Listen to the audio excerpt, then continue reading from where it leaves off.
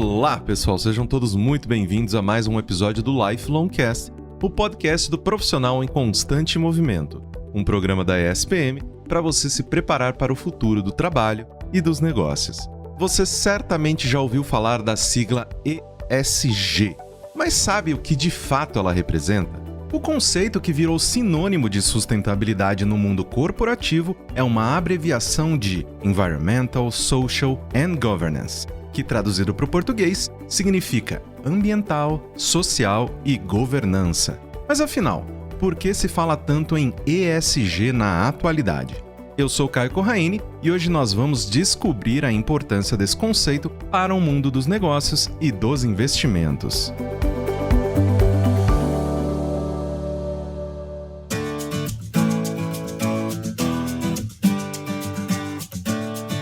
Nesse primeiro bloco, vamos conversar com Pedro Rivas, professor da ESPM e coordenador do curso de pós-graduação Master ESG na Prática. Seja muito bem-vindo ao Lifelong Cast, Pedro. Muitíssimo obrigado por oferecer os seus conhecimentos para a gente aqui. Vai ser um prazer conversar contigo. Olá, Caio. Bom dia. O prazer é todo meu. Pedro, vamos lá então tirar esse grande elefante da sala e começar com uma pergunta que eu acredito que é a mais complexa, mas eu acredito que você vai conseguir nos ajudar a elucidar esse questionamento falando sobre o que é ESG. Certo, vamos lá. Bom, a sigla ESG, ou ASG em português, né, que significa Ambiental, Social e Governança. Então, é uma sigla que existe desde o início dos anos 2000, mas como conceito mesmo, ele foi trazido pela primeira vez no documento chamado Ganha Quem Se Importa, que foi produzido a partir de um esforço da ONU, junto ao mercado financeiro global, para estabelecer parâmetros para o investimento sustentável. Então, podemos dizer que ESG ele é um nome que se dá às práticas empresariais que buscam adequar-se às normas e padrões internacionais nessas áreas, ambiental, social e de governança, no sentido de atender a demandas do mercado financeiro quanto a essas informações, né, das empresas no seu desempenho para atender essas questões. Mas é importante entender que esses parâmetros de desempenho das organizações, de como as empresas lidam com seus impactos na sociedade e no meio ambiente, já vem se desenvolvendo e amadurecendo muito desde a década de 90 com a gestão do que a gente já conhece como responsabilidade social ambiental corporativa. E professor, por que esse tema está tão em alta nesse momento? Bom, esse tema ele entrou em ascensão forte, a gente pode dizer, no final da década passada, por diversos fatores. Há um contexto de intensificação dos movimentos do ativismo ambiental e social, que podemos ter como exemplo a pauta de diversidade e inclusão, e no campo ambiental a questão da emergência climática. Outro ponto que acelera muito também esse processo é a velocidade da comunicação, a própria capacidade de análise também do que acontece no mundo dentro do jornalismo e que faz com que a própria consciência social se amplifique, né? E aí a régua daquilo que é aceito vai mudando, se transformando, vai se tornando mais exigente. Outro ponto é a questão da tecnologia, que também influencia a capacidade de rastreamento desses impactos ambientais nas cadeias de fornecedores, por exemplo. Então, as empresas elas vão se vendo obrigadas a mudar práticas para continuar a ter acesso a empréstimos e investimentos, né, junto ao mercado financeiro. Então, isso já é uma realidade. E aquilo que começou com grandes empresas também começa a chegar às médias e pequenas empresas que, por exemplo, podem fazer parte dessa cadeia de fornecimento de empresas maiores. É uma coisa que vai acontecendo a reboque. Outro fator, por último, que vale ressaltar, que é um agente fundamental nisso, foi a BlackRock, que é a maior administradora de capital no mundo, que através das cartas que foram publicadas pelo seu CEO, Larry Fink, que desde 2012 publica cartas ao mercado dirigidas aos CEOs de grandes empresas, procurando destacar a importância do ESG. A pandemia também de Covid intensificou essa agenda em função da queda do consumo de combustíveis fósseis, da aceleração do setor digital. Então tudo isso acelerou, isso que se chama também de nova economia, e com a queda também naquele momento ali na indústria de óleo e gás. E professor, aproveitando que você puxou o assunto da tecnologia, eu queria lhe perguntar quais são os indicadores ESG e como eles são medidos, né? Porque como você está mencionando, é uma coisa que ele chama muito a atenção, né, de todas essas grandes empresas,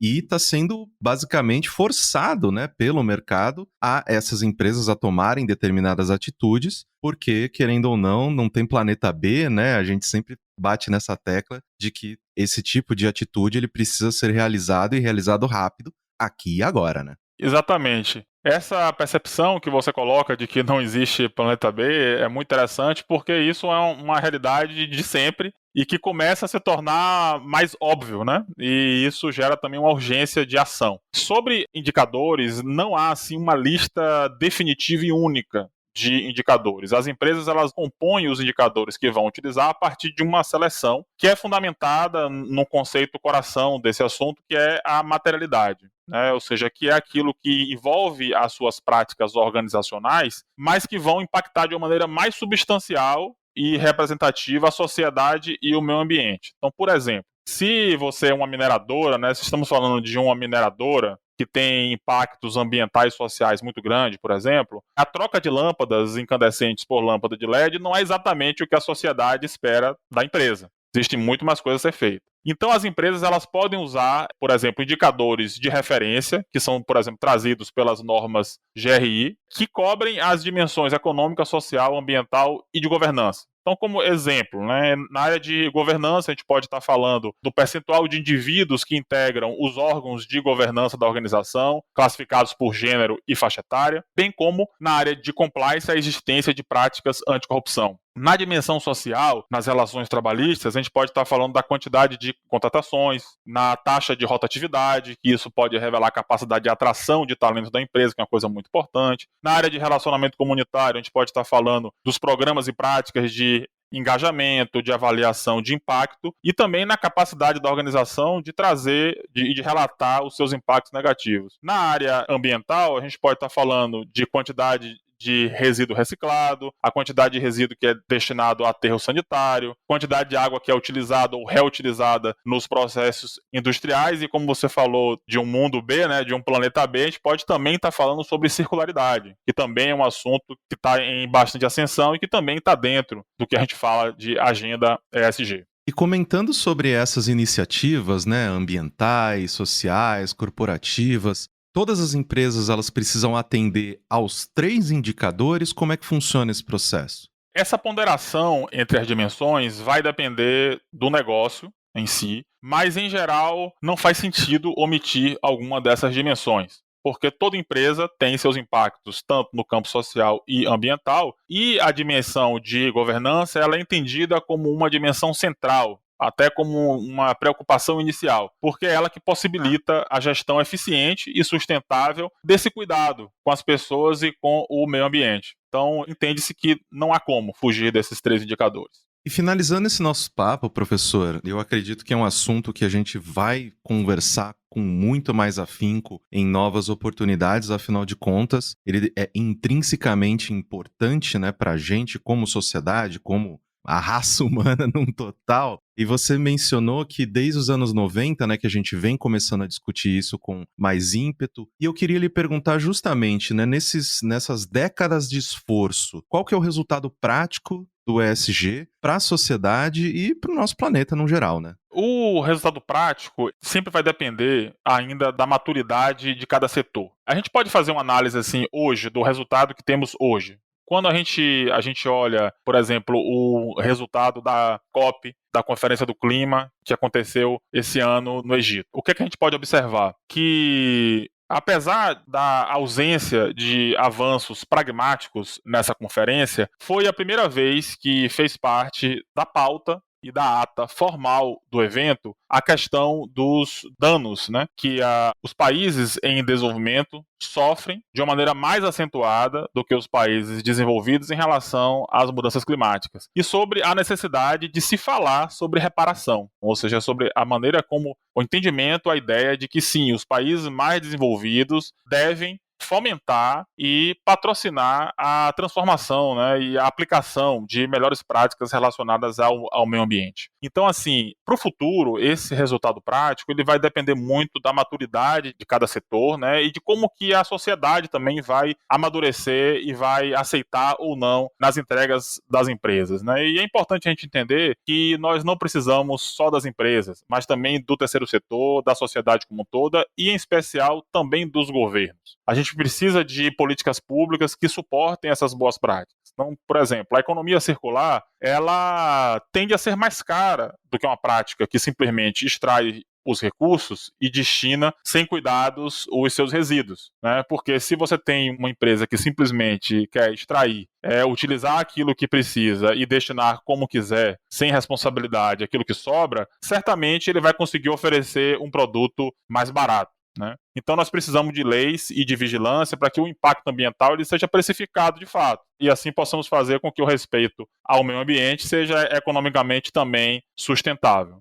Então, dentro dessa perspectiva, que é esse olhar que você está trazendo em relação àquilo que a gente quer de fato, que é uma sociedade mais justa, mais igualitária, antirracista, anti-homofóbica, diversa, respeitosa, democrática. Então, para isso, nós precisamos de toda a sociedade, de todo esse pensamento e esse conjunto de atores que existem no mundo. E com a possibilidade de permanência, né? Afinal de contas, esse consumo desenfreado, essa busca eterna pelo lucro e todas essas coisas, meio que está nos levando para um ponto sem volta. Então eu acho que é muito importante que a gente discuta cada vez mais esses assuntos. E, professor, muitíssimo obrigado pela sua participação. Eu acredito que a gente ainda vai ter a sua participação novamente aqui no Lifelong Cast em próximos episódios, porque é um assunto crucial para o nosso futuro. Muito obrigado pelo teu conhecimento, pelo teu carinho de compartilhar o seu tempo aqui com a gente. Maravilha, Caio. Muito grato. Eu que agradeço novamente e aproveitando essa deixa que você colocou, eu acho muito interessante que a gente está falando de permanecer e muitas vezes o conceito de sustentabilidade, de responsabilidade social ou de ESG, cada um com seu entendimento, muitas vezes ele é entendido como uma restrição, como algo que não pode se fazer, né? Algo que tem que o tempo inteiro estar pensando para não fazer alguma coisa. Mas pelo contrário, a essência disso tudo é pensar em como continuar aqui, como permanecer nesse único planeta que a gente conhece e é onde a gente está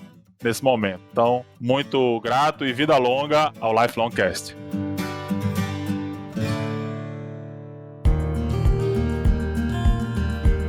Agora que já entendemos do que se trata essa nova sigla, vamos procurar saber como o conceito tem sido aplicado na prática. Para isso, nesse segundo bloco, convido Luzia Hirata, gerente de investimentos ESG do Santander Asset Management. Luzia já trabalhou em consultorias especializadas em sustentabilidade, como BSD Consulting e PwC. Luzia, muitíssimo obrigada por topar participar com a gente do programa.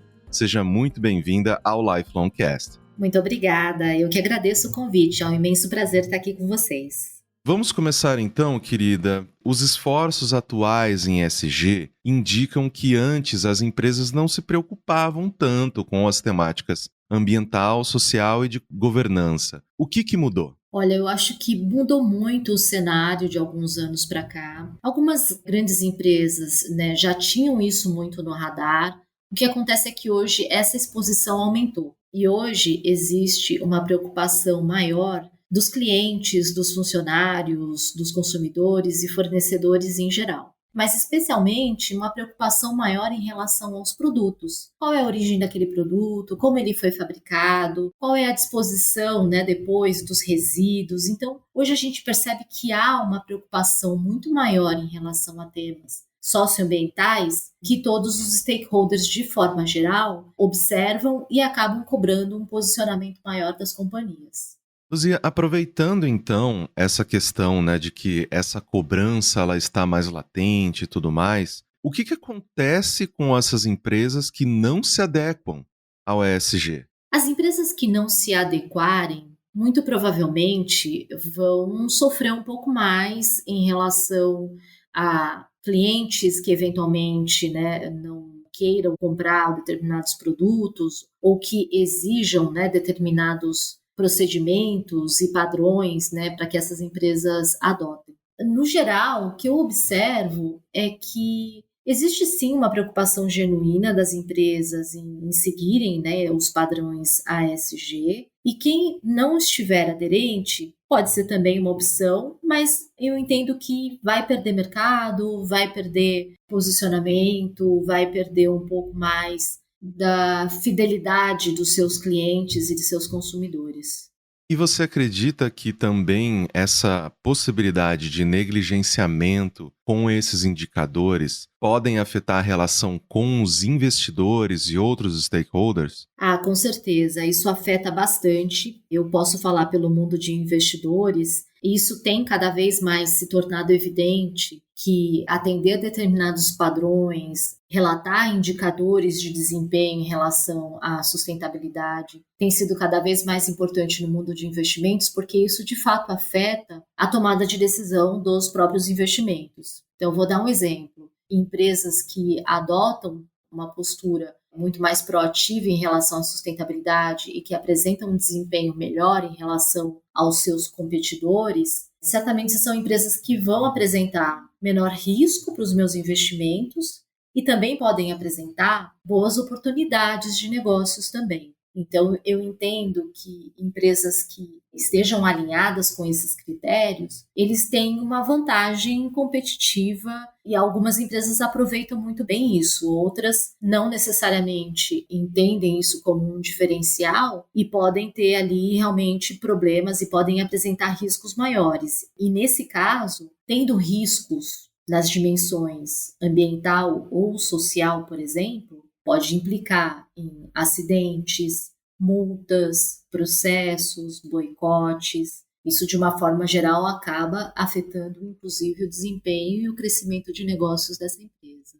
Porque querendo ou não, é uma forma de se destacar, né, positivamente e também negativamente, né? Quando a gente para pensar nesse tipo de decisão, eu acredito que é um tipo de preocupação que todas as empresas elas precisam ter de maneira inerente à maneira com que elas vão tomar as suas decisões de gerência e prospectar aí os seus futuros, né? Porque, querendo ou não, são assuntos tão importantes de integração, de a gente ter essa responsabilidade ambiental, social. Então, é um diferencial incrível. E justamente falando sobre esse diferencial, eu queria finalizar o nosso papo lhe perguntando como estão as empresas brasileiras aos olhos dos investidores estrangeiros em relação ao ESG.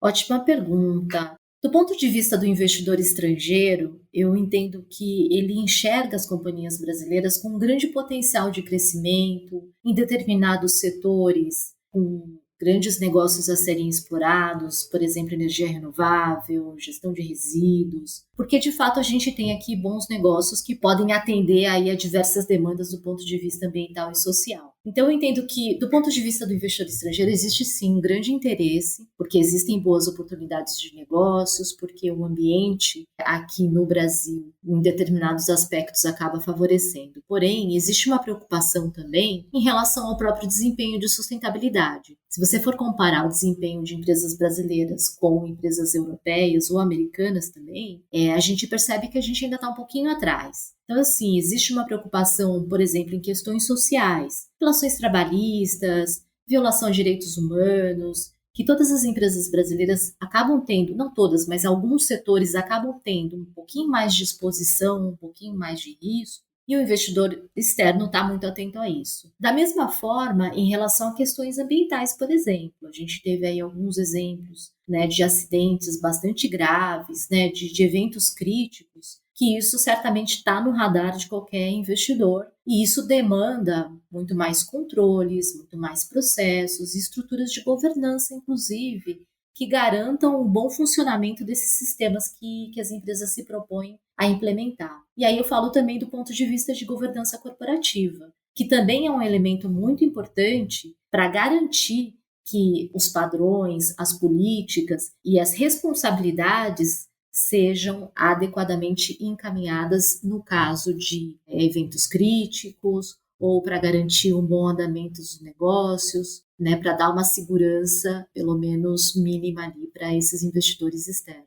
Luzia, muitíssimo obrigado pela sua participação, pela generosidade de oferecer aqui o seu conhecimento para a gente. Eu acredito que a gente vai ter outras oportunidades de bater papo sobre esse assunto, afinal de contas, como eu mencionei com o professor Pedro, não tem planeta B, né? Então eu acho que é muito importante cada vez mais a gente falar sobre essas práticas ambientais, sociais e de governança, porque elas são a chave para o nosso futuro sustentável e também, né, querendo ou não, o futuro dos negócios, né? Muitíssimo obrigado pela sua participação. Imagina, pessoal, eu que agradeço o convite e fico à disposição.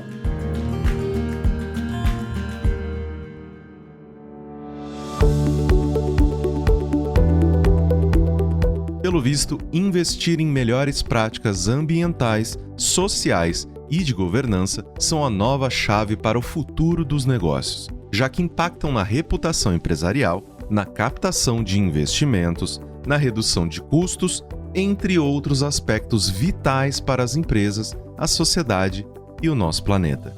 E aí, gostou do episódio de hoje? Então não se esqueça de deixar um comentário nas redes da ESPM. Lifelongcast é produzido pelo Núcleo de Conteúdo da ESPM em parceria com a Maremoto. Eu sou Caio Corraine, host do programa, e trabalhei junto com essa equipe.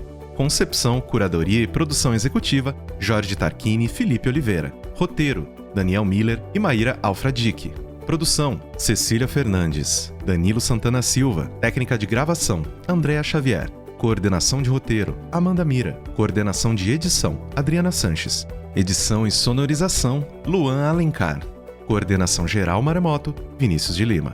Muito obrigado pela companhia e até o próximo Lifelong Cast. Tchau, tchau!